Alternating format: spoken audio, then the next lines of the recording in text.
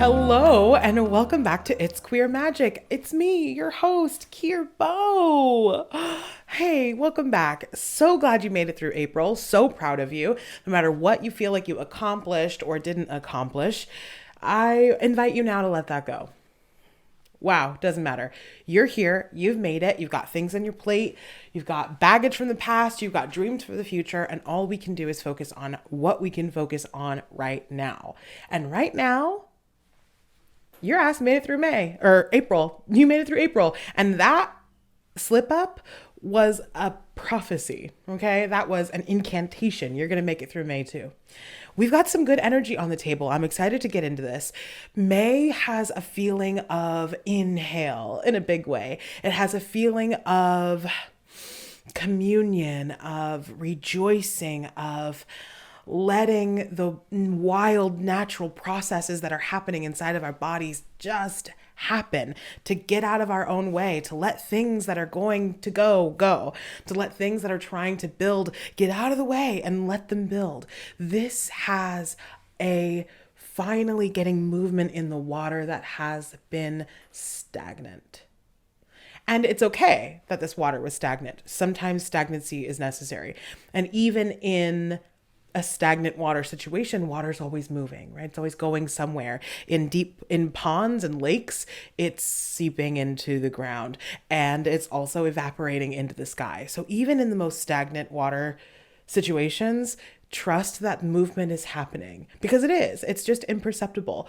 These feelings, this water, this energy is always moving. So you can rely, no matter how hard your April was or what you've dealt with, you can absolutely rely on the reality that it will not be the same. It just can't be the same. It will change. Everything changes, and we can really anchor down into that. With that said, let's look at the cards. So we have a theme and how to engage with the energy of May. And the theme this May is the Three of Cups. I'm using the Modern Witches Tarot here. The Three of Cups. I love the Three of Cups. The Three of Cups gives us this beautiful energy of communion. And I agree with people when we were talking about like celebration and friendships and good feelings. You know, I see that as well. But I really think for me, communion is the word that accurately portrays this energy. This is the three, right? We have come from the revelation, the revelatory, overwhelming new love, maybe not always overwhelming, but that's the word I said.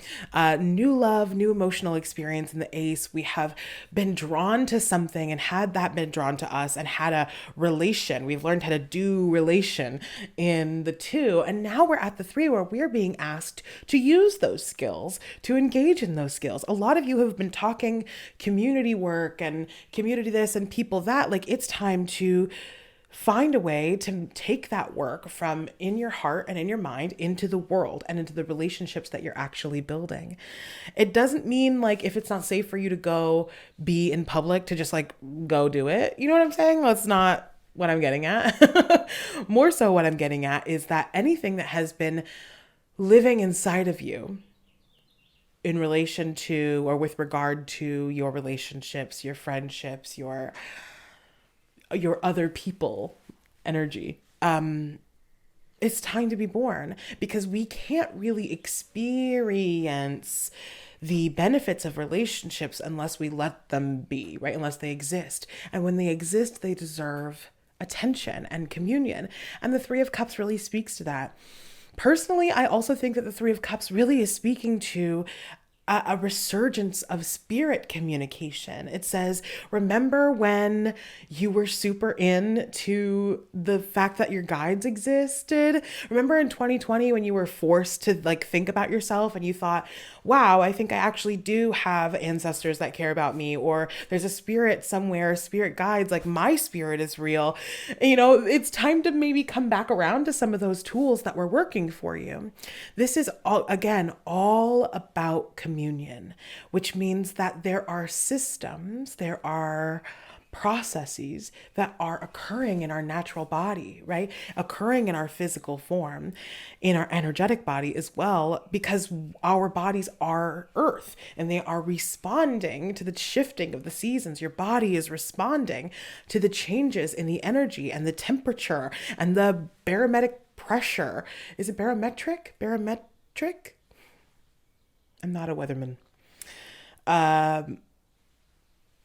But those things change, right? And our bodies respond to it. There's a reason why culturally, across cultures, we celebrate the beginning of May, right? We celebrate the summer solstice. We celebrate midsummer too. Like, we collectively as humans have taken this opportunity to really rejoice. And that rejoicing energy, this communion, the rejoicing energy is communion, and it allows us to really get close to the energies that are supporting us, are guiding us, and are loving on us from all around, even the ones, and especially the ones that we don't see, that we can't see easily, or that we have lost the skills to engage with. This May says those skills are inside of you. They're not just gifts that some people have and some people will never have.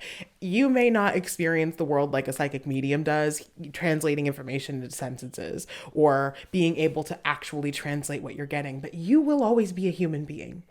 So you will always be able to commune with the flowers. You will always be able to commune with the trees and with the squirrels and with the rain and with everything that lives on the planet as your kin, as your brethren, as your siblings, as your relation.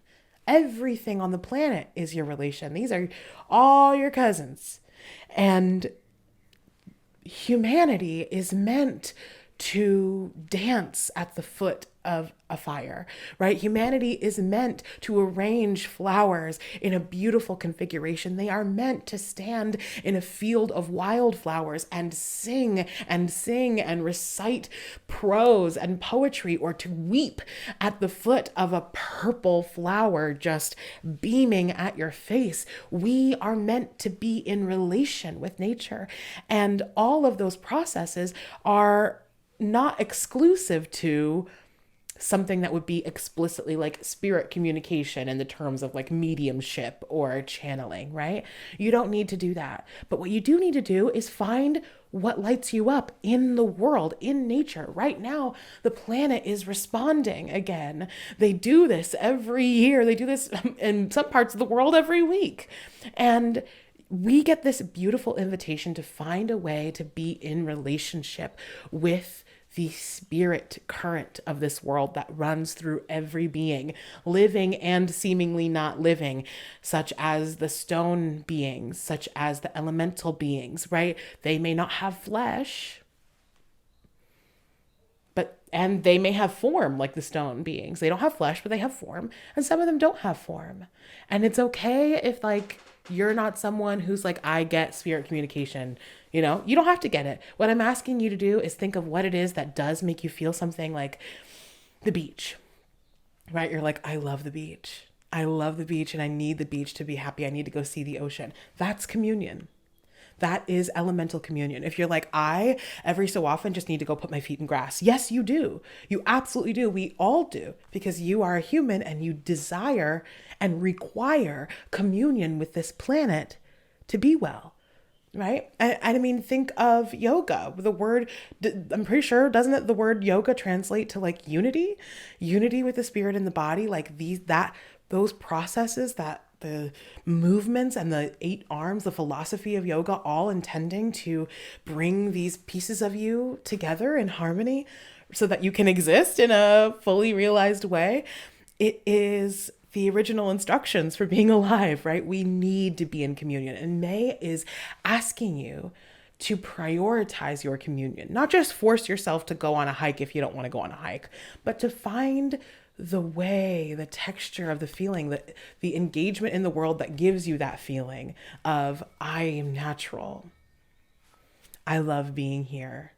Because your body does love being here. Even if you're someone dealing with like not necessarily feeling comfortable in your body or feeling comfortable outside and dealing with all sorts of like intersections of marginalization and ability in your body that make your relationship to being outside complicated.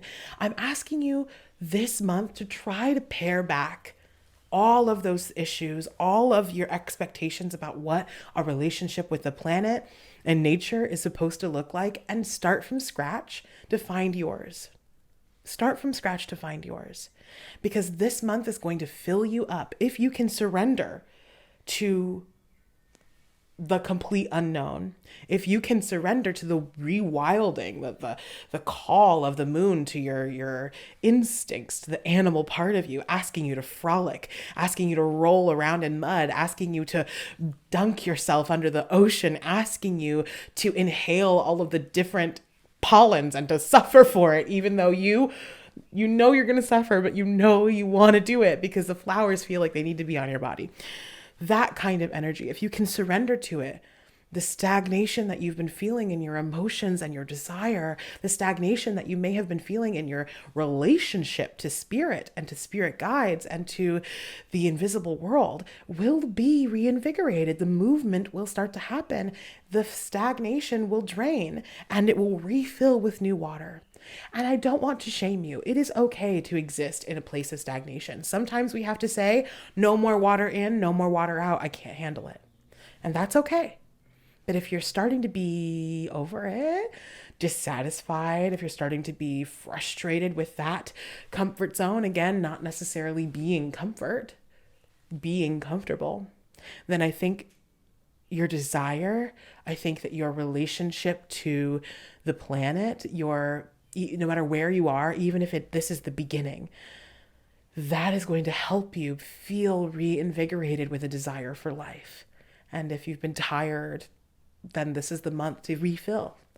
The other cards here we have are the Moon, Death, and the Four of Cups.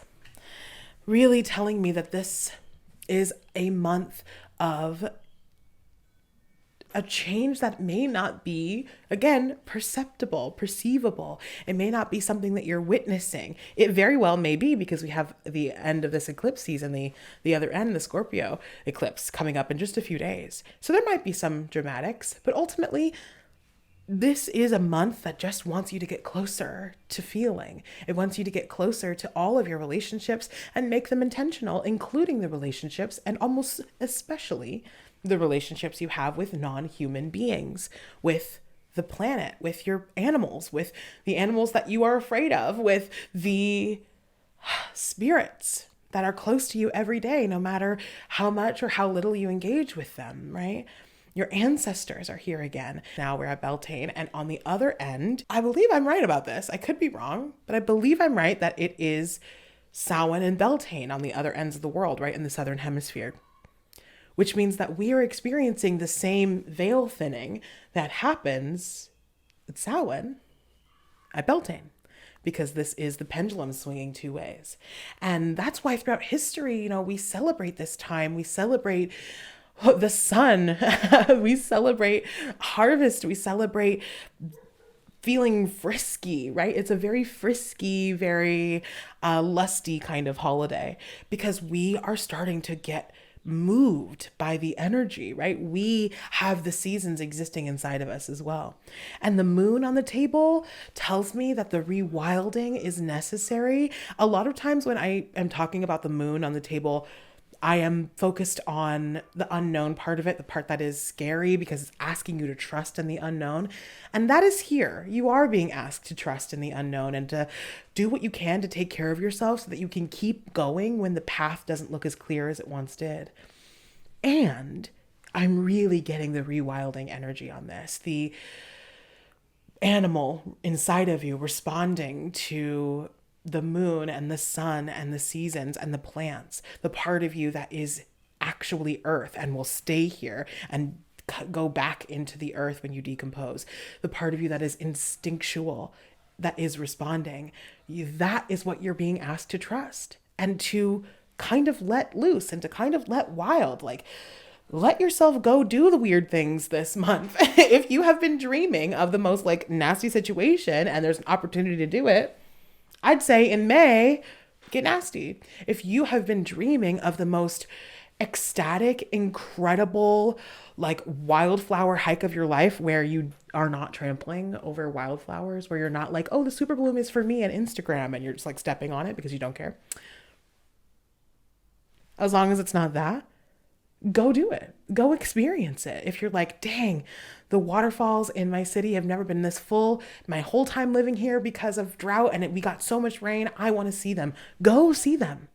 Listen to the call this month, because the calls to commune with the nature world, with the other non-human beings that inhabit and make up the earth is so strong. And you are really encouraged to live in that and whew, let it make you feel alive, because death is here. The Four of Cups is here. That stagnancy, I dropped it. That change that is coming. We can always rely on death, right? This is our best friend. It says things will end. No matter how good or how bad they are, they will not be forever. Nothing is forever. And it is not our enemy. And we're not talking about dying, right? We're not talking about the transition from this life to another version of our lives. We are talking about the energy that comes through to take things that are tired and ready to go. And when we are talking about being alive and engaging with death, it is usually like outer pieces of us shedding, like the trees shed their dry leaves, you know?